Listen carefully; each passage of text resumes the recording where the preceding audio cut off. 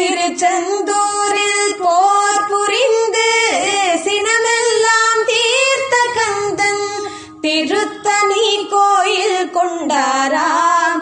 அவன் பக்தர்கள் எல்லாம் காவடி தூக்கி வந்தாராம். அவன் பக்தர்கள் எல்லாம் காவடி தூக்கி வந்தாராம். திருச்செந்தூரில் போர் புரிந்து சினமெல்லாம் தீர்த்த கந்தன் திருத்தணி கோயில் கொண்டாராம். அவன் பக்தர்கள் எல்லாம் காவடி தூக்கி வந்தாராம்.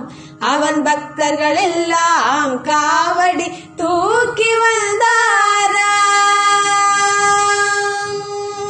வரிசை வரிசையென அழகு காவடிகள் தணிக வேலன் அவன் சந்நிதி